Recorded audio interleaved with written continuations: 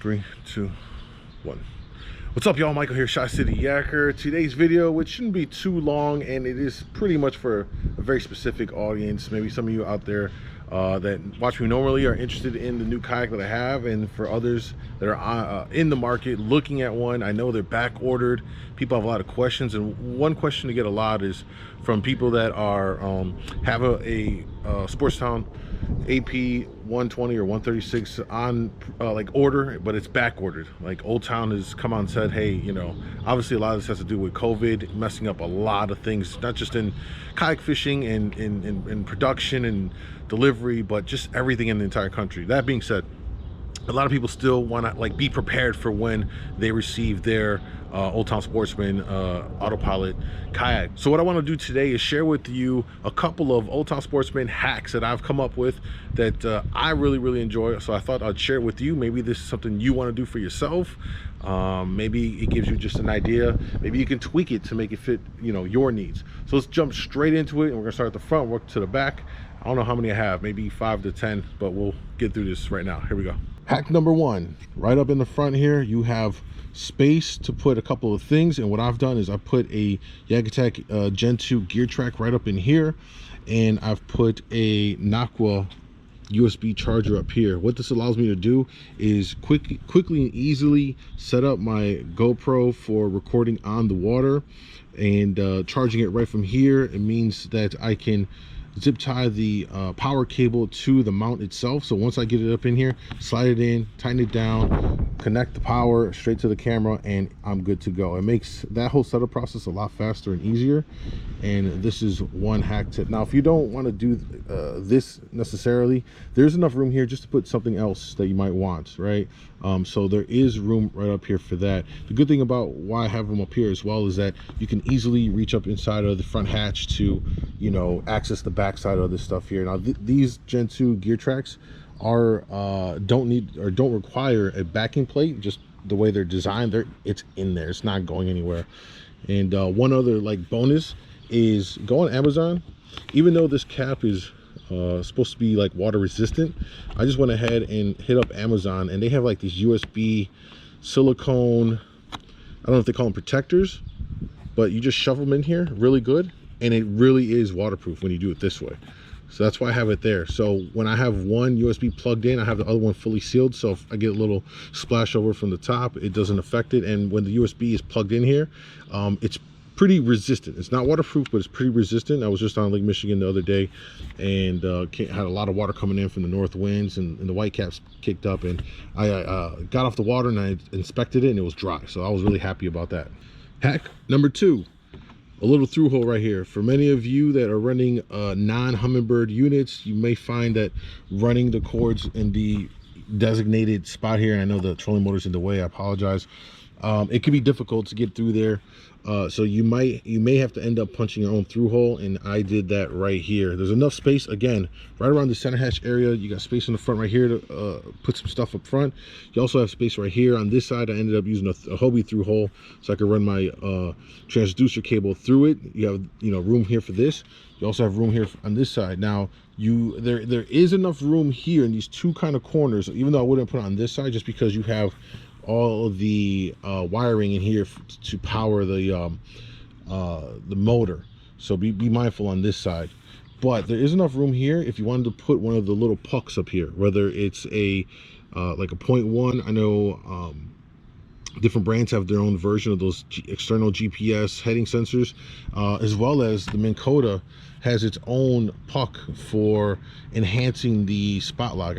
I think it's called spot jog, where you can move in 5 feet increments while spot locked. So if you're looking for a place to mount it, it could go up in this area as well. Well, actually, I would probably suggest on this side, away from the wiring, so you can flip-flop these things here. But yeah, there's enough room to get it up in here. I had a 0.1, and I believe it's about the same size, and the 0.1 will sit up here just about like almost perfectly before it starts slanting down this curve. So that's a little hack right there as well. Hack number 3, if you have trouble with the through holes because your transducer has one of those big old fat connector ports, you're not going to be able to get it through the Old Town through holes that come standard on these kayaks. My suggestion here, go with the Hobie 3-way through hole mounts. They're bigger in diameter. You can get your connectors through it, and then you have 3 spaces here to run your cables and all of that. It works out a little bit better. I hope maybe Old Town will make this thing a lot bigger. These are kind of made for Humminbird. I mean, I get it, they're owned by the same company, they made it so that it integrates really well, but you got to be also mindful that a lot of people are running other kind of units and you want to cater to everyone. Hack number 4, it's pretty simple. I bought a bunch of these Yak Attack eyelets that go into the gear tracks, and you mount them in there. The reason why is because the Kayak itself doesn't have a lot of onboard storage compared to my Hobie, so I'm used to having things just onboard ready to go without me having to take them in, take them out every trip. It just adds to the time you're loading and unloading. So I tried to rig this thing where I can leave as much stuff as possible in it, so I can just get out and go. Something simple right here is having this essentially anchor point. Means stuff like my pliers, which are attached to it, sit in the boat even during travel. It doesn't go anywhere. It sits right there, never bounces out. And of course, with it being connected here, at worst case, it'll fly over and it'll dangle around, but it ain't going anywhere. So if there's other things that you want to tie down to the Kayak, you can do it that way. That's one way to go about it. And while I'm talking about anchoring points, one of the best systems on the market, in my opinion, for Kayak guys is going to be the Yak Attack lock and load system. Really a big fan of it. I couldn't recommend it highly enough, and obviously I'm not endorsed or sponsored by Yak Attack, so it's just really my honest opinion. I've purchased all their products and this system works really well. And with the base itself, just like with the eyelet here, you can mount it right in here and secure it really tight. It's not going anywhere whatsoever. And what that means is that you can pretty much pull out your rod holders and shove them right in there, lock them in place, and boom, you're good to go. Instead of having to slide out the base and then attach it, it's those little things that kind of add up and save you time getting on and off the water. Hack number 5. Okay, let's talk about the seat. Me personally, as the trend continues here, I want to keep as many things as possible in the Kayak while I transport. The seat is something that I absolutely leave in the Kayak while transporting 100% of the time on my trailer. One way to go about this, and this is what I've done, obviously you want to make sure that the seat itself is locked into place, that you have the back here tied down, so that helps to keep the base in place. But one issue you're going to have is with the top here flapping. I alleviated that potential issue while you're rolling with the wind by getting a simple strap here, and you can use it with maybe a bungee cord or whatever. I happen to have these rubbery kind of bungee things, I don't even know what they're called, and they have little hooks on them. I just run it up through this side, I just run it up through here, around the back, come down, connect it back to this side, so they're all attached. It's not going anywhere. Doesn't matter how much wind you're pulling, speeding down the highway doing 80, trying to get to your favorite fishing spot for that early morning bite, it's not going anywhere. And this will allow you to fully keep your seat in the Kayak while transporting. Okay, hack number 6. 5 plus 1, yeah. Okay, obviously it's really important that you have a paddle on this Kayak, because if this motor goes out, you got to turn this thing into a paddle yak. Obviously here's where the paddle holder is, and you're going to need a leash. Please do not forget having a leash.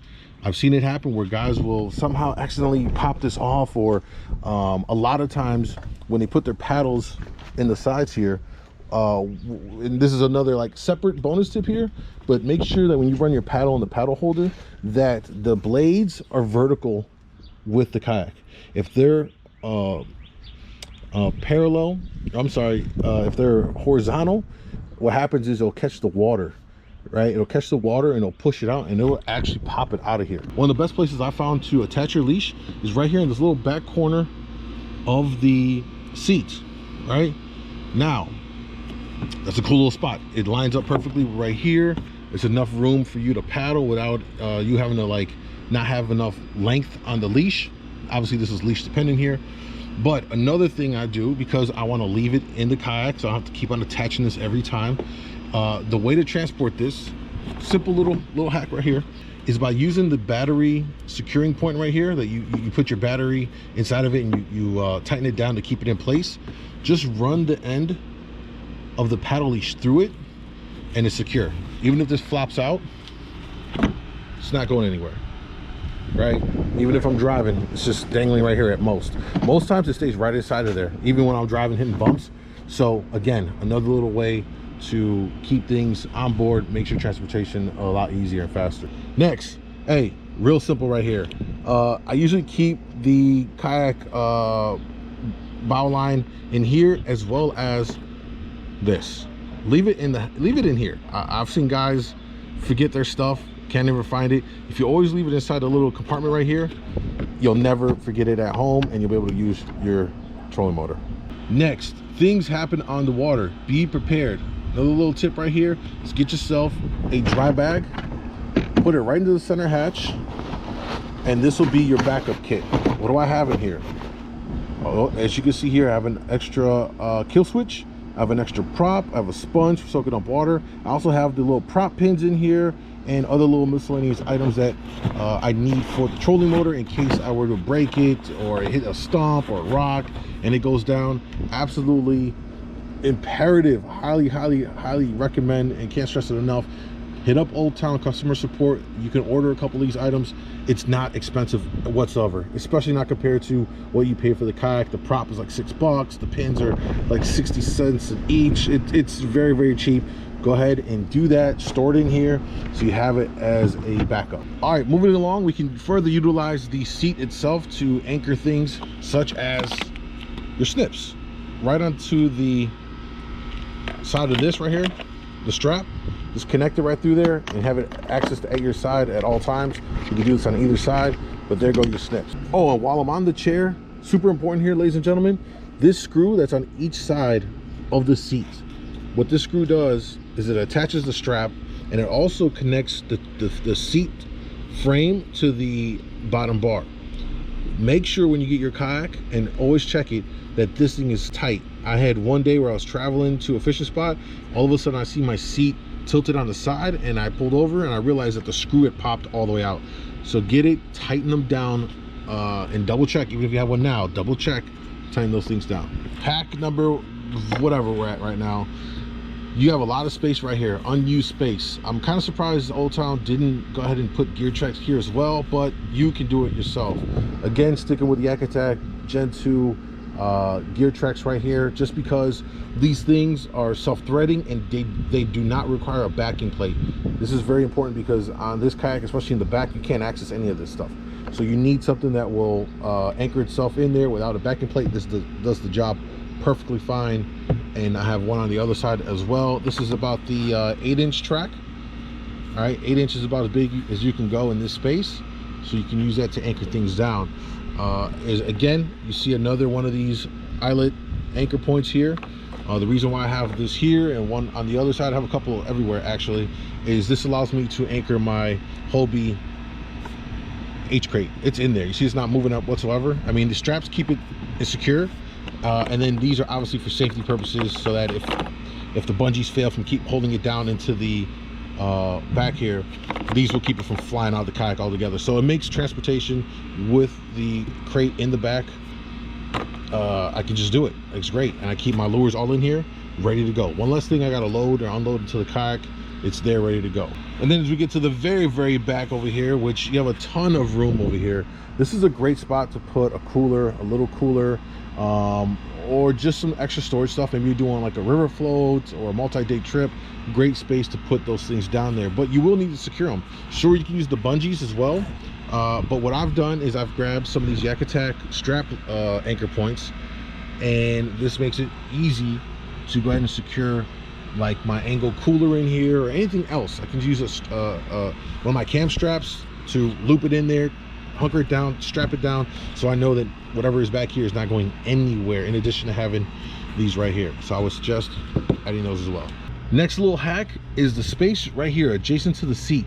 It's enough space for you to put a mighty mount, as I've done. Now, full disclaimer, you will have to reach in from the center hatch in here to reach behind it to screw them in. It's not easy, but it can be done. So just kind of have that mental preparedness there, because it will stress you out. It got me a little bit. So you could do like something like what I've done right here, which is put another rod holder. This is because I shoot my lead core line when I'm on Lake Michigan for salmon straight off the back. So this allows me to have that rod holder straight off the back so that that lead cord doesn't interfere with my lines off to the sides. So it's a good anchor point for a rod holder, or you could put another camera mount right here and, you know, record yourself and get, you know, this point of view from behind you going forward. So you have options, but this is a perfect space right here to you know, go ahead and mount something here, rod holder, whatever. Of course, the alternative is to use your gear tracks that are right back here to do it, which gives you an even further shot looking forward. So you have options, but just letting you know that you could put something right here as well. And that being said, you absolutely have enough room here as well to put something here, right? Just giving you guys ideas. Finally, let's talk about the transducer, because this thing could be a big pain in the butt. Why? Well, because you want to make sure that your transducer is not sticking out lower than the front right here of the hull. Otherwise, when you lay it down, or if you're coming into shore, beach launch, or just launching from, you know, wherever on the water, anything outside of a boat, you know, ramp, it's gonna rub in there, it's gonna sit on there, it's gonna smash things up, and your fish finder or your transducer rather is gonna take a lot of abuse. So you want to make sure it's as high as possible. At worst case, and make sure it's flush. And at worst case, you want to make it as flush as possible. But if your bracket that comes with your transducer isn't working for you, there's two things you could do. One is flip it upside down, the bracket, and that way it goes up higher into the hull, which should raise your transducer.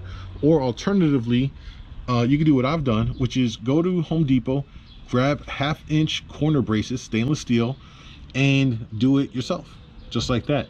I got it, this transducer. I got this transducer by Ray Marine for my Element up in there, and this is about as high as I can get it. Even with my bracket, it was still lower than the hull. So I managed to get it even, maybe like a millimeter or two higher than the front of the hull. But since I don't beach launch whatsoever, and I'm always out of a boat ramp, it's not an issue for me. But this is something you need to take notice of for yourself. Okay, those are some of the hacks that I managed to come up with for my Old Town Sportsman AP 136. And if you have any questions, leave it in the comments below. If you own one yourself and have other kinds of ideas and hacks, I definitely want to hear about it as well, because there's nothing like learning about new kind of ways to trick out your boat to make it more efficient and, you know, make it work for what you're doing. So check it out, let me know. Thank you for watching. Hit that subscribe button. Any questions, feel free to ask, and I'll talk to you guys real soon. Peace, y'all.